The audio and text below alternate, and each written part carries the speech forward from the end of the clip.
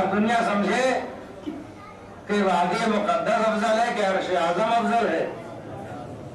और अजीजों, जब अर्श आजम समझ में आ जाएगा तब कहीं रसूल आजम साहिब मेराज समझ में आएगा। इसलिए कि कायनात की सारी बुलंदियां जहां पे पहुंचने के बाद दम तोड़ देती हों, उसे अर्श आजम कहते हैं। मूसा दूर तक जूतियां पहन के ना गए और हमारा हबीब फखरे कायनात जूतियां पहने पहने अर्श आजम तक गया।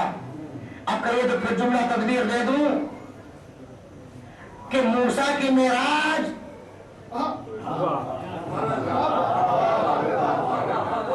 कोहे तूर तक है। जो फकत कोहे तूर पे जाके मेराज पाए उसे मूसा कहते हैं। जो अर्श आजम पर मेराज पाए उसे मोहम्मद मुस्तफा कहते हैं। और जो दोषे रसूल आजम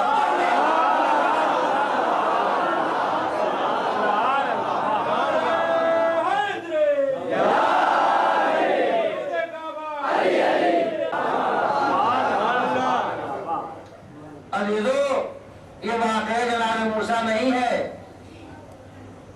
इसलिए कि कुरान मजीद नावी नहीं है, ये किस्से और कहानी की किताब नहीं है।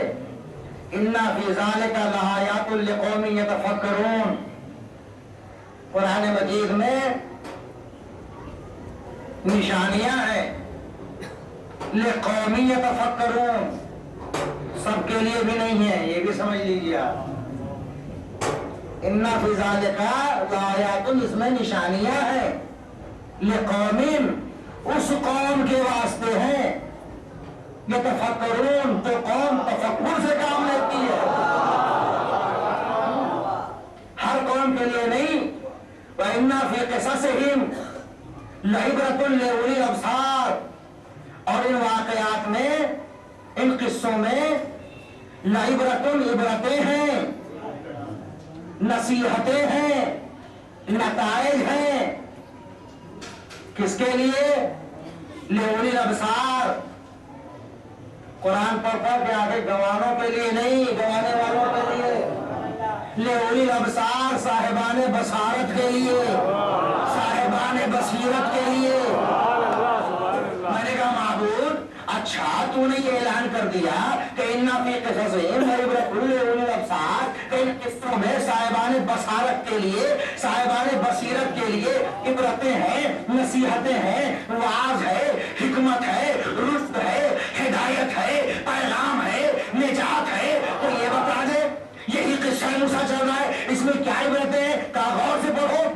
अगर तुम उस कौम से हो, ये तफक्करून जो है, जो फिक्र करती है, और अगर तुम उलिल अब्सार हो तो गौर से पढ़ो। जनाब मूसा का वाकया, भाई वो चैप्टर छोड़ गया था, अब चाहता हूं कि तशनगी न रह जाए, नताइज देता हुआ जाऊं। जनाब मूसा जब चले हैं अजीजों, तो फिरौन अपना 16 लाख का लश्कर लेके पीछा पीछा करता हुआ जो आया है, तो उससे पहले उसने अपने दरबार में सरदारों से मशवरा किया कि बताओ क्या किया जाए। ये तो हमारे खुदाई का बेड़ा गर्क करने को तैयार है, हमको खुदाई नहीं मानता ये इंसान। तो वहां पे तय हुआ कि उनको कत्ल कर दिया जाए। और वहां एक मर्द मोमिन दरबार में बैठा था। उसको जैसे ही मौका मिला वो भागता हुआ आया मूसा के पास,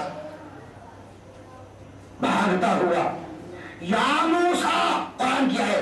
या मूसा इन्नल मलअ यातमिरूना बिका अन तक़्तुलूक फख़रुज इन्नी लका मिनन नासिहीन। यानी है मूसा, दरबार में सरदारों ने इस बात पर इत्तेफाक कर लिया है कि तुमको कत्ल कर दिया जाए, तुम्हारे कत्ल के मशवरे हो रहे हैं। लिहाजा है मूसा, मैं तुम्हें इस बात की नसीहत कर रहा हूं कि तुम यहां से निकल जाओ, मैं तुम्हारे नसीहत करने वालों में से हूँ। भाई क्या नसीहत की उसने, क्या नसीहत की? फखरुज, तुम निकल जाओ, तुम्हारे कत्ल के मशवरे हो रहे हैं, तुम निकल जाओ। दरबार तुम्हारा दुश्मन है, तुम निकल जाओ। वो सब तुम्हारे खून के प्यासे हैं, तुम यहां से निकल जाओ। मैं तुम्हें ये मशवरा दे रहा हूं, मैं नसीहत करने वाला हूं, तुम निकल जाओ, तुम यहां से भाग जाओ, ये कत्ल कर डालेंगे, तुम भाग जाओ। भाई कौन था ये कहने वाला कि तुम यहां से चले जाओ?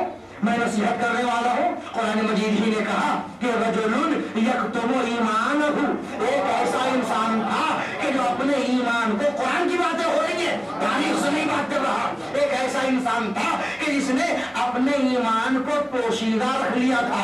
और सारे मुफस्सिरों ने लिखा, सारे मुफस्सिरों ने लिखा, मोमिने आले फिरौन, जिसका नाम हस्की तहरीर किया गया। मैंने कहा भैया आप मानो तो मानो, मैं मोमिन मानने को तैयार नहीं। ये क्या बात करते हो मौलाना? आप मौलाना होके कहते हैं कि हम उन्हें मोमिन मानने को तैयार नहीं है। मैंने कहा हाँ, हम मोमिन मानने को तैयार नहीं। कहा क्यों मानने को तैयार नहीं? अम्मा मैंने कहा कैसा मोमिन था? अगर मोमिन था तो निकल जाओ की बात कहना ही ना चाहिए था, अम्मा सीना सिपर होके आगे आना चाहिए था, सीना सिपर होके आगे आना चाहिए था। कहा नहीं, जब अल्लाह ने कह दिया कि वो मोमिन था, कुरान में मोमिन कहा, तो आपको मोमिन मानना पड़ेगा। मैंने कहा अच्छा ठीक है भैया, जब कुरान ही कह रहा है, अल्लाह भी यही कहवा रहे हैं, मनवाने पर तुले हुए हैं परवरदिगार रब्बुल इज्जत, तो हम मानने के लिए तैयार है। लेकिन भैया अब तुमको ईमान की कैटेगरीज में फर्क करना पड़ेगा। अब सुनिए सुनिए, जैसे मूसा वैसे मोहम्मद और अजमतों के फर्क के साथ, अमर जब एक इंसान मूसा को उनकी जान बचाने का मशवरा दे,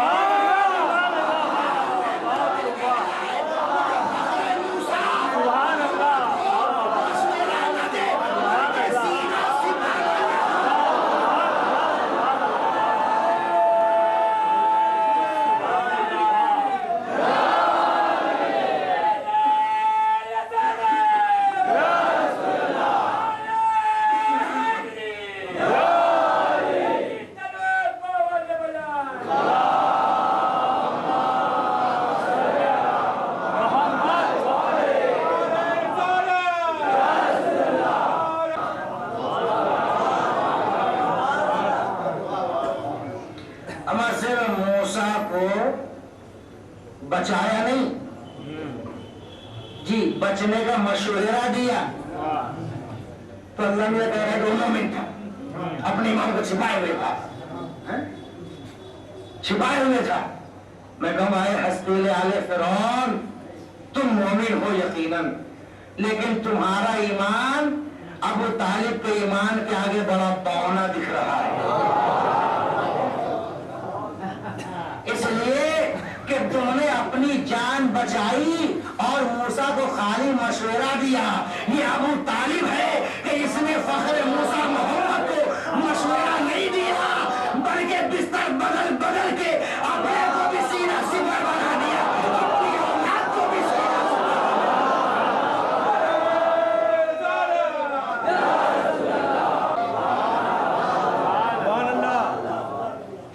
और मेरे एक जुमला कह दिया अभी बीच में कि बिस्तर बदल बदल के, दो जुमले और बोलूंगा छोटे भाइयों के लिए, इसलिए कि कभी कभी होता ही है कि बाद तारीखी वाकयात को लोग सरसरी से पढ़ के गुजर जाते हैं या ऐसे ही चंद जुमले सुन के गुजर जाते हैं और उसकी अहमियत ज़हनों तक महफूज हो नहीं पाती, ज़हनों तक पहुंचने पाती नहीं है। ये कौन सा नया जुमला था, किसने न सुना होगा कि शादी अबी तालिब में जब बाइकाट हुआ, पूरा वाकया अर्ज नहीं करना है बाइकाट का, तो जनाब अबू तालिब रात में रसूल के बिस्तर पर अपने बच्चों को लिटा देते थे और अपने बच्चों के बिस्तर पर रसूल को लिटा देते थे। यानी कभी अकील बदल गए, कभी अली बदल गए, कभी तालिब बदल गए, कभी जाफर बदल गए। नबी करीम कभी इनके बिस्तर पर, कभी उनके बिस्तर पर, कभी उनके बिस्तर पर, वो कभी इनके बिस्तर पर, कभी इनके बिस्तर पर, कभी इनके बिस्तर पर। हमें देखिए अभी से जब इतनी रिहर्सल अबू तालिब करा देंगे तो जब हिजरत अली को बिस्तर बदलने में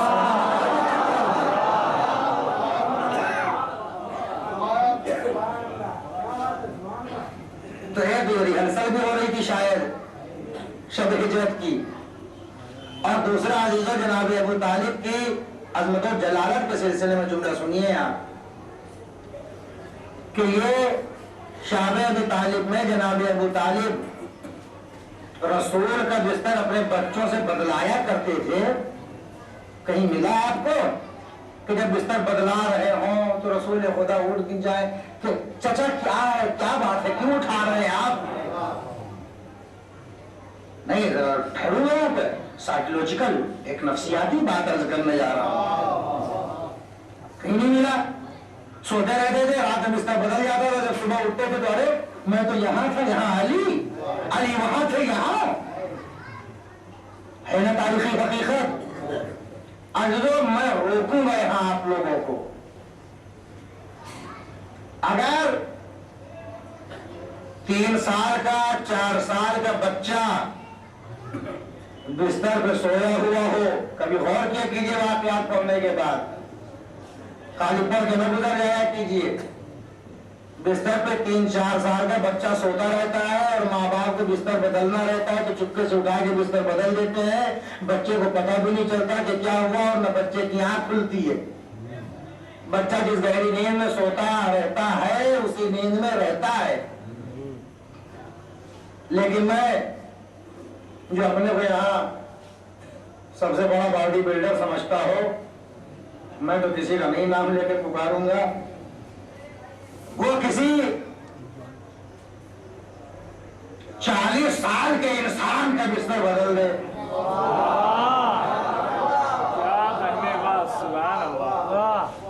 एक इंसान जो 40 बरस का है और बिस्तर पे अपने सो रहा है, आप जाइए उसको उसके बिस्तर से उठाकर दूसरे बिस्तर पर लेटा दीजिए और दूसरे बिस्तर से किसी और को उठा के उसके बिस्तर पर लेटा दीजिए। लेकिन ये 40 साल का इंसान जिसको आप बिस्तर बदला रहे हैं, बिस्तर से उठा के जागे ना। मौलाना ये कैसी आप बात कर रहे हैं, ये मुमकिन ही नहीं है।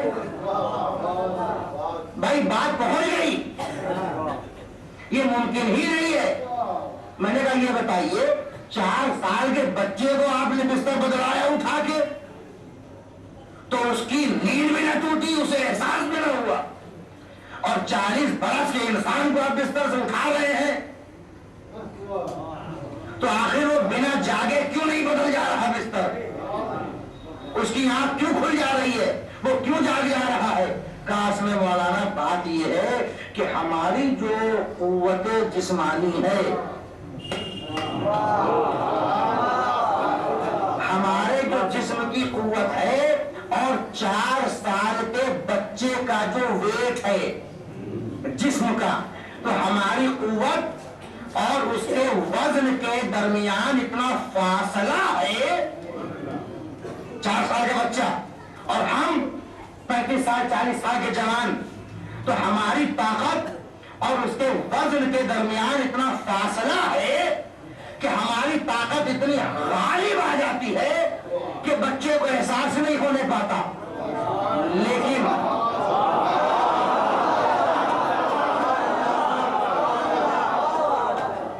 लेकिन जब वही बच्चा, उसका जिस्म बड़ा होने लगता है, 4 से 6 हुआ, 6 से 8 साल हुआ, 8 से 10 साल का हुआ, 10 से 12 साल का हुआ, जैसे जैसे उसका जिस्म बढ़ता जाएगा हमारी कुव्वत और उसके जिस्म के दरमियान का फासला जो है वो कम होता चला जाएगा। कम होता चला जाएगा, कम होता चला जाएगा। और जब अजीजों फासला मुख्तसर से रह जाता है तो फिर इंसान जब उसको उठाता है तो बिना बेदार हुए वो उठ नहीं सकता, वो फौरन जाग जाएगा। कसम खुदा की शुजाअत अबू तालिब